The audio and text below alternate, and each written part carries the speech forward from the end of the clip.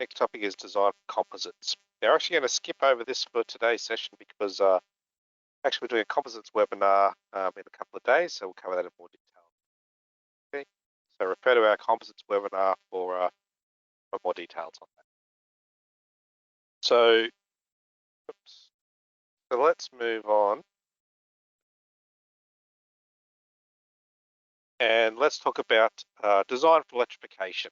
Okay, so as I said, products are becoming more complicated with lots of electromechanical designs. So obviously incorporating all of that electrical information is very important. Okay, so first one I want to talk about is ECAD-MCAD collaboration. So we've been able to do this for a very, very long time, all the way back to pro-engineer days. We've been able to exchange data with ECAD tools via IDF files. Okay, so we can get our board space claims and the like. So basically camp out zones and so on. So a bunch of enhancements in Creo 10 for this. So Creo 10 now we support pace marks as well. So again, we want areas on our board. ECAD hole parameters, as I mentioned earlier. Okay, so when we're bringing in our board design and all of the hole information that might be coming through, and how we define all that and all the parameters. See, there's a bunch of mapping there in terms of how we map the different parameters across as we're defining our holes. Also, if you're working with Siemens Expedition with its embedded holes, that's now supported with the ECAD data. But cabling design, okay? So cabling is a big part of that. The cabling module is a part of the base Creo licenses with subscription now, okay? So if you're on subscription, you will have access to cabling. There's been a big enhancements with cabling design inside Creo 10. So one of the new things is cabling tree. So this is activated automatically when you go into cabling. So Daniel's going to show this a lot more in the demo, so I won't steal his thunder. But essentially, we have the cabling tree. We have 3 new views showing your desired cabling information.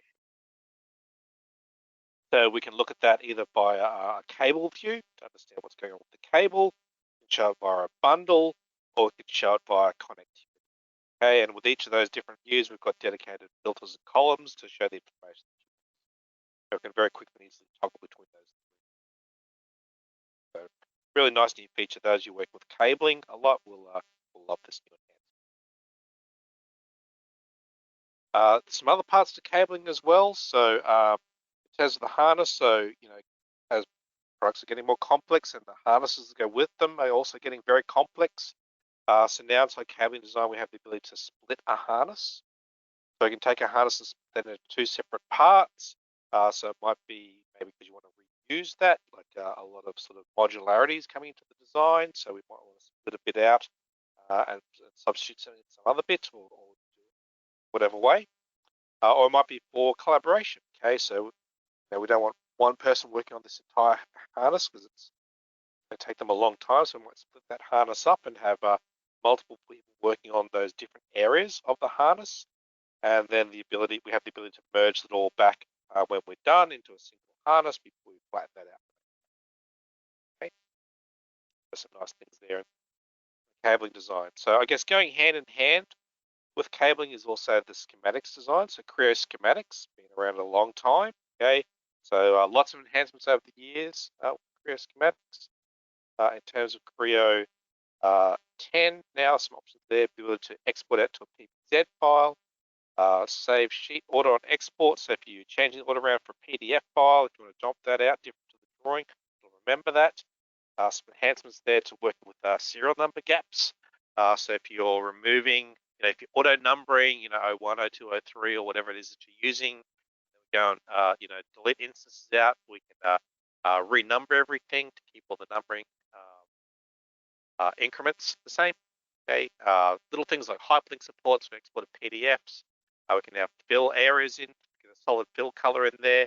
And another one we've had a few customers ask about changing sheet formats.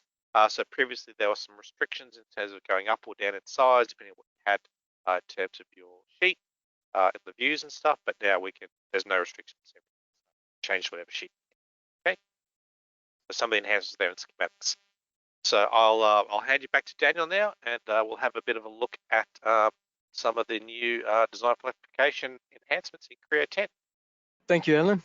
All right, so let's move on to cabling, and I'll show you a few of the enhancements that were made.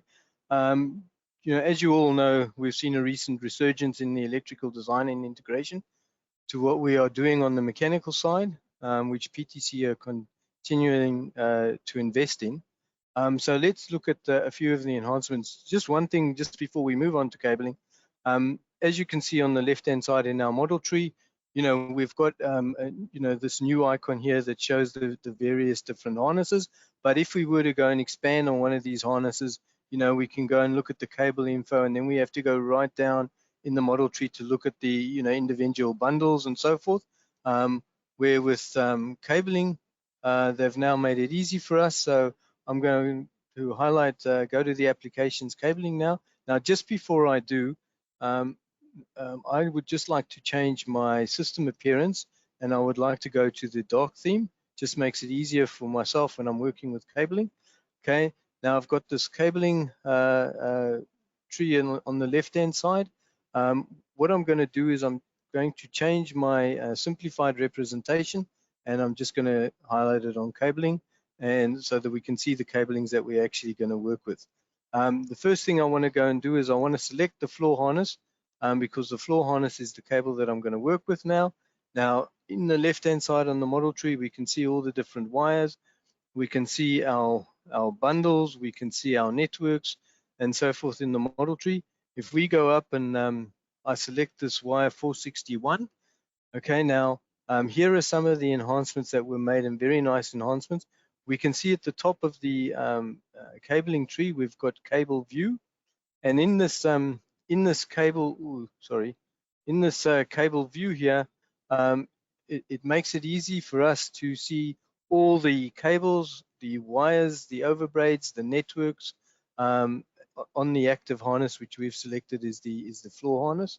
Okay, I can, for instance, go in this cable view and go and say, all right, in this cable view, I've selected everything that I want to see there, but I would like to now go and say, all right, I would like to see in this window, I'd also like to see physical to and physical from information, and I can apply that to my cable so I can see physically where they come from and where they're going to. I can expand, for instance, on this 461 cable over here, and then I can go and expand again on this cable bundle over here. Now, if I would like to see where I'm referring to, I can just highlight that bundle and then go, and it'll show me where it's highlighting and which connector it's highlighting to. So it's quick and easy to navigate through these wires. I can go and have a look at all the information on that one wire that I've highlighted. If we then move on and I go and have a look at our second tab that they've brought in, the bundle view. Okay, now in the bundle view again, if we go and have a look down on this bundle view, we can see that it displays the contents of the active harness. The bundle contents can consist of additional information like cables and wires and so forth as well. So let me just go up to the top here and show you, and let's just highlight one of these. We'll open up one of these bundles here. Now I can go and see, I can see cable information on them. I can go to an individual wire, I can highlight that. I can go and see which spool it belongs to. I can see the cable locations for each of them, so I can go and highlight that and see which cable information it's referring to. I can go to a further location and go and have a look at that in the cable information. I might want to say in this window, I'd like to actually go and have a look at information of diameter. So I'd like to be able to see the diameter of each individual wire, and it'll show me the wire diameters in this view.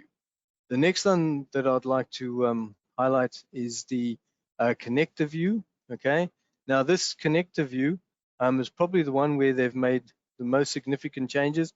We've got these new icon displays. I can go and open up one of these. I can go and have a look at all the individual wires under these connectors. I can even go right down to the port and say, okay, well, let's go and have a look where that port is, and it'll show me where that port is of that specific wire and where it's connected to. I can zoom out again. I can say, all right, let's have a look at this one. I can go and expand that one, and I can easily go and see, all right, I want to go to that pin and show me where that pin is, and it'll take me to that individual port there as well on the connector.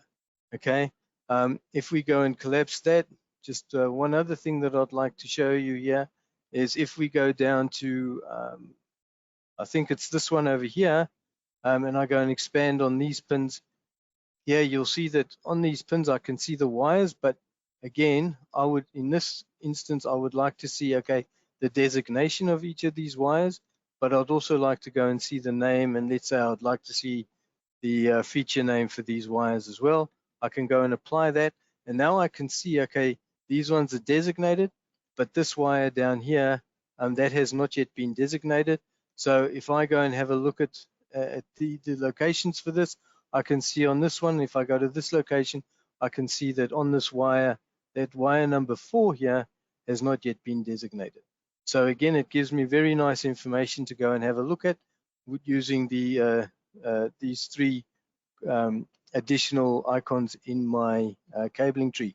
Another thing that I just want to point out on this cabling tree is you can actually take this cabling tree and you can drag it and go and place it wherever you would like. So you can just hold it and say, I want to snap it to the right, or I'm going to take this cabling tree, I can select it, and then I can drag it and I can say I want to place it at the bottom, or in this case, I want to place it on the left-hand side. So again, I can go and manipulate where I would like to go and place this this cabling tree. Okay, so if we now go back to our start point here, that's some highlights of the new cabling interface with Creo 10.